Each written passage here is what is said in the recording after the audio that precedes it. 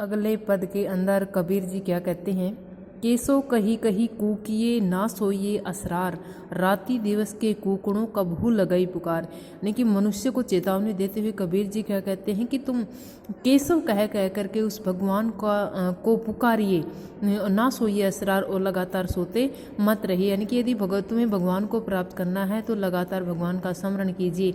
राति दिवस के कूकड़ों कबहू लगई पुकार, क्या पता कि हम रात दिन कूकते रहें, कब हो लगे पुकार, और कब हमारी पुकार उस परमात्मा तक पहुंच जाए। तो कबीर जी इस दोहे के अंदर कहते हैं कि यदि तुम्हें परमात्मा को प्राप्त करना है तो तुम्हें लगातार उसको पुकारने की आवश्यकता है। तुम्हें परमात्मा को कभी भी भूल नहीं जाना है, बल्कि लगातार उसको पुकारते रहना है। केसो केसो केसो कही कही कूकी, यानी कि केसो कह करके, परमात्मा कह करके पुकारिए, ना सोइए असरार, लगातार सोते मत रहिए। ज्ञान की निद्रा, अज्ञान की निद्रा में मत सोइए, बल्कि तुम्हें क्या करना है, उस परमात्मा को प्राप्त करने के लिए जागना है। यदि तुम रात दिन उस परमात्मा को पुकारते रहोगे तो अवश्य ही तुम्हारी पुकार कभी न कभी उस परमात्मा तक पहुंच जाएगी। तो केसो कही कही कूके, यहाँ पर जो है क की पुनरावृत्ति हो रही है, तो यहाँ पर अनुप्रास अलंकार का प्रयोग कबीर जी के द्वारा किया गया है। अगले पद के अंदर कबीर क्या कहते हैं कि लंबा मार्ग दूरी घर, विकट पंथ बहुमार, कहो संतो क्यों पाइए दुर्लभ हरि दीदार।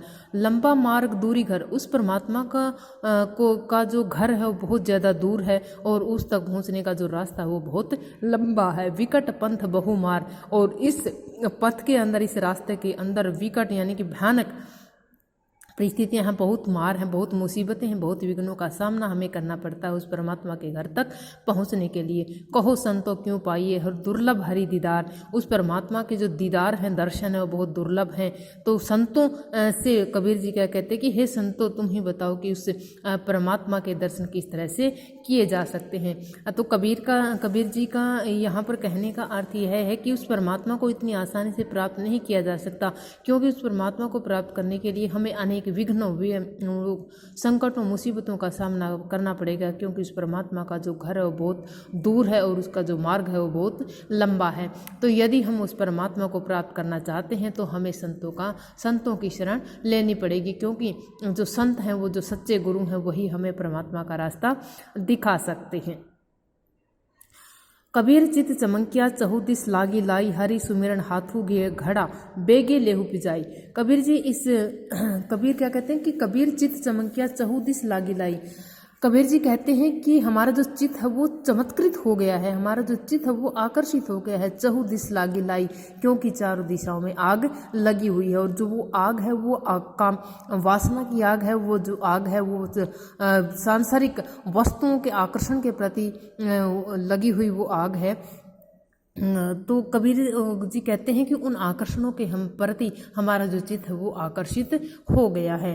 हरि सुमिरन हाथू गड़ा, बेगे लेहु बुझाई। तो कबीर जी क्या कहते हैं कि यदि हमें उस आकर्षण रूपी आग को बुझाना है तो हमें हरि का सुमिरन रूपी जो घड़ा है वो हमें अपने हाथ में लेना पड़ेगा। अर्थात कवि के कहने का तात्पर्य यहाँ पर यह है कि हम जिस परमात्मा ने हमें बनाया है उस परमात्मा को हम भूलते जा रहे हैं, और सांसारिक आकर्षणों के प्रति आकर्षित होते जा रहे हैं। कभी हमारी उन आकर्षणों से संतुष्टि नहीं होती, बल्कि वो जो आकर्षण है वो बढ़ते जाते हैं। हमारी लालसा है वो सांसारिक आकर्षणों के प्रति लगातार बढ़ती जाती है, और मनुष्य बहुत परेशान और हो जाता है, और उसे कोई रास्ता नहीं दिखाई देता। तो कबीर जी इस बात का समाधान करते हुए कहते हैं कि यदि तुम्हें उन आकर्षणों से पीछा छुड़ाना है, यदि तुम्हें इस संसार के अंदर शांति प्राप्त करनी है, तो तुम्हें उस आग को, सांसारिक आग को परमात्मा के घड़े से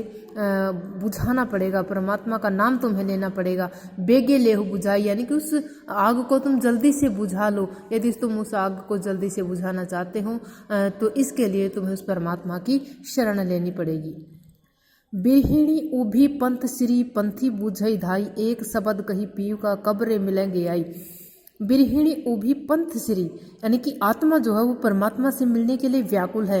तो यहाँ पर जो आत्मा है उसको एक स्त्री के रूप में प्रकट किया गया है, और जो परमात्मा है वो उसके प्रेमी के रूप में प्रकट किए गए हैं।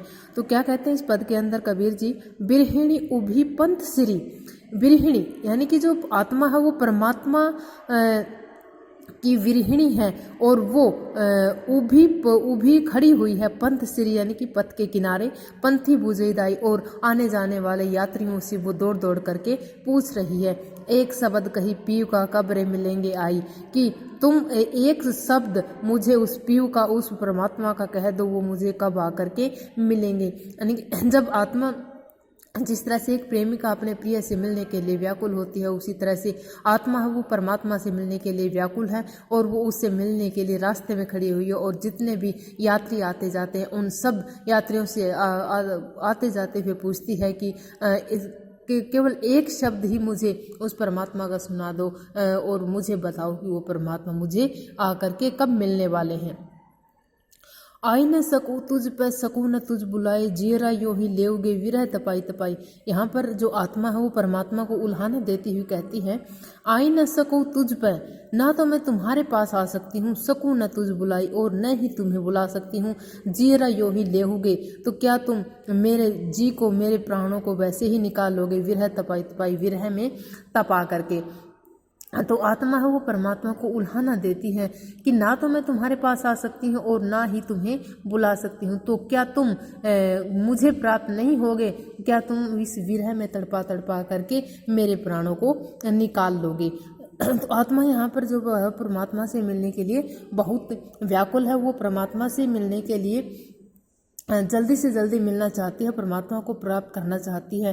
तो परमात्मा वो उसका इतना निजी हो गया है कि वो परमात्मा को उल्हाना देने में भी संकोच नहीं करता, बल्कि कबीर जी बड़े प्रेम के साथ, बड़े आत्मीयता के साथ उस परमात्मा को उल्हाना देते हैं कि मेरी इस आत्मा को तुम यूं ही विरह में तपा तपा करके मेरे प्राण निकाल लोगे।